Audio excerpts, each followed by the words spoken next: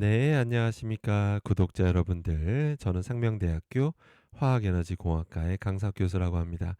만나서 반갑습니다. 오늘 다룰 주제는 이제 해산물 관련해서 좀 얘기를 해보려고 하는데요. 어떤 미국에서 나온 자료가 꽤 흥미로워서 그거에 대해서 좀 공유드리고 어떤 걸 좀 조심하면 되는지 알아보는 시간 좀 가져보려고 합니다. 먼저 미국에서 나온 이 논문을 가지고 좀 말씀드리려고 하는데요. 일단은 이 주제는 과불화합물, 영어로는 PFAS 약자로 이렇게 말을 하는데요. 그냥 우리나라에서 그냥 PFAS라고 보통 많이 부릅니다. 그래서 이 과불화합물에 대해서 미국에서도 관심이 많거든요. 사실 전 세계적으로 관심이 많습니다. 이게 독성 결과가 계속 쏟아지고 있거든요. 우리 몸에 들어왔을 때 잘 안 빠져요. 계속 축적되다 보니까 문제는 그러면서 여러 가지 문제를 일으켜요. 뭐 암뿐만 아니라 뭐 심혈관 질환, 뭐 간, 콜레스테롤 등등 영향을 주니까 전 세계적으로 관리하고 있고, 특히 미국에서는 관대하다는 그 미국조차도 먹는 물에서만큼은 과부한물이 안 나오게 하겠다라고 하면서 관련 규제를 강화하고 있다라고 보시면 됩니다. 아무튼 근데 이 연구진이 이제 어떤 연구를 했냐면요, 되게 재밌는 연구를 해요. 바로 일단 우리가 과부한물에 노출되는 건 이제 먹는 건데, 이게 어떤 식이 노출이 되는 건데, 당연히 해산물이 하나의 이제 그 주요 원인 중에 하나라고 봤어요. 그래서 미국 사람들도 수산물을 많이 먹거든요. 물론 우리나라만큼 많이 먹지는 않습니다. 근데 미국도 많이 먹다 보니까 어떤 유통되는 유명한 거 81종을 이제 조사합니다. 그 안에 과부하물이 얼마나 있는지 이제 살펴보게 된 거예요. 그러면서 랭킹을 매깁니다.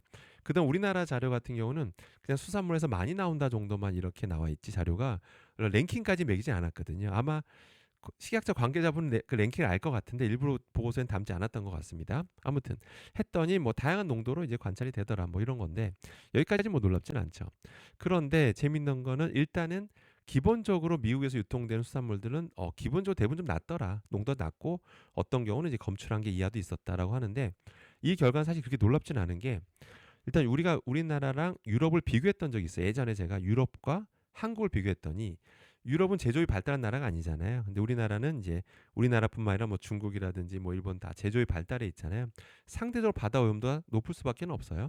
그래서 실제 비교해 보니까 우리나라 인근 해역에서 나온 수산물들, 우리나라에서 유통되는 수산물에서 과분화물 농도도 높게 나오고 그 검출률도 높다라는 거, 이런 것들 예전에 한번 제가 공개드린 적이 있었죠.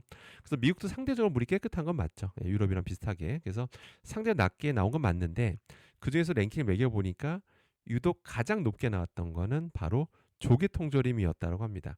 조개통조림에서 가장 높은 농도로 관찰됐다라고 하는 약간 흥미로운 결과를 발표하기도 합니다. 그다음 전체 경향도 발표했는데요.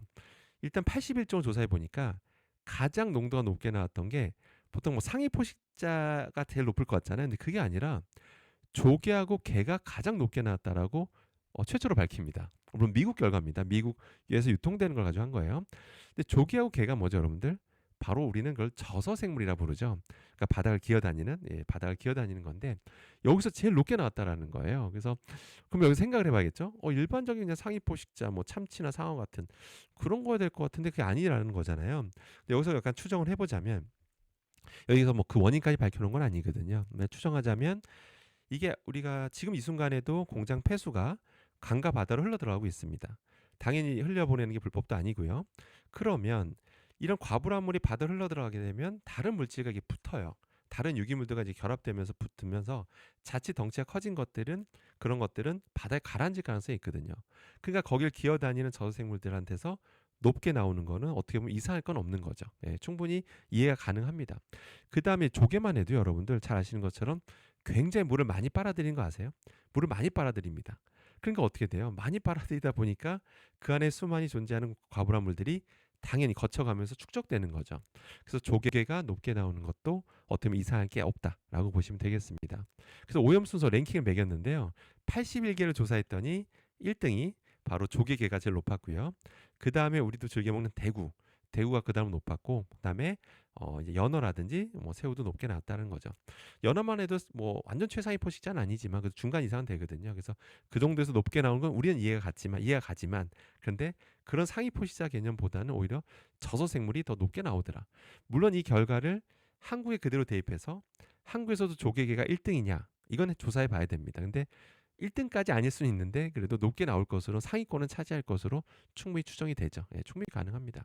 근데 여기서 중요한 게 뭐냐면, 주요 검출 물질들, 그러니까 미국에서 이제 수산물들 조사해 보니까 주요 검출 물질이 뭐였냐면, 가장 이제 대부분 흔하게 관찰됐던 게 뭐냐면 PFUDA 뭐 이런 것들이었어요. 근데 이게 왜 중요하냐면 이거는 우리 대한민국이 우리나라 수산물에 대해서 전혀 신경을 안 쓰는, 그러니까 전혀 지금 현재 고려 대상이 아닌 것들입니다. 과부라물들. 그러니까 한마디로 대한민국 식약처에서 지금 현재 신경 쓰고 관리하는 거는 두 개밖에 없어요. PFOA와 PFOS라고 불리는 것만 관리하고 있거든요. 근데 여러분 과부라물 종류만 4천 종이 넘습니다. 종류만 4천 개가 넘어요. 그러니까 산업 현장에서 그만큼 다양하게 쓰는 거거든요.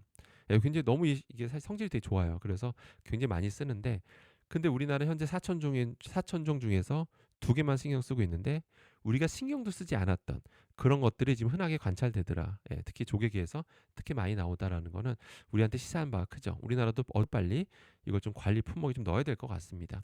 자, 그래서 일단은 조개계가 일단 높게 나왔다고 말씀드렸잖아요. 그래서 우리나라에서도 역시 상위권 1등까지는 아니어도 최상위권을 나름 상위권 차지할 거라고 충분히 예상이 가능합니다. 예, 충분히 가능하고요. 그래서 너무 과한 섭취, 과한 섭취. 그러니까 저도 다 좋아합니다. 좋아하지만 너무 좀 저도 해산물 좋아하지만 섭취량과 섭취 횟수는 조절하는 편입니다. 그래서 여러분들께서 오늘 이 내용 좀 참고하실 필요는 있고요. 다시 말씀드리면 과부라물이 우리 몸에 들어오면 잘 안 빠집니다, 여러분들. 계속 축적되면서 문제 일으키는 거거든요. 그다음에 중요한 건 뭐냐면 우리나라는 특이하게도 전 세계적으로 봤을 때 이런 꽃게를 즐겨 먹는 나라가 정말 흔치는 않습니다. 뭐 잘 아시는 것처럼. 근데 우리나라는 이런 꽃게 간장게장 뭐 이렇게 양념게장에서 많이 먹잖아요. 근데 이런 꽃게가 중요한 게 뭐냐면 원래 게가 좀 높게 나오잖아요. 꽃게도 젖어 생물로 분류가 됩니다. 그래서 얘도 높게 나올 것으로 보이는데 문제는 얘가 조개를 먹는다는 겁니다. 그러니까 꽃게가 조개를 먹어요, 여러분들.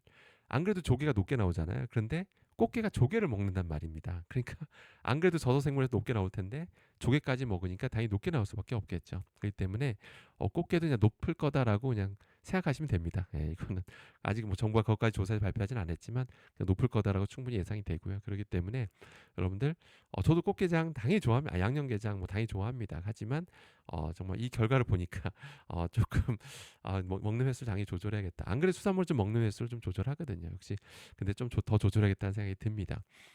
그냥 가끔씩 별미로 드시는 게 가끔씩 별미로 드시는 게 좋고요.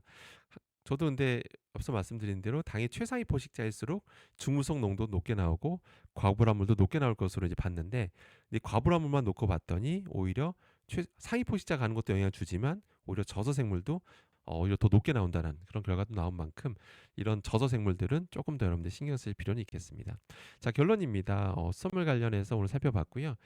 수산물에서 원래 과부라물 나오는 건 놀랍진 않지만 이렇게 저서생물에서 높게 나온다는 거는 시사한 바가 큽니다. 그래서 여러분 섭취량, 섭취 횟수는 조절할 필요가 있을 것 같고요.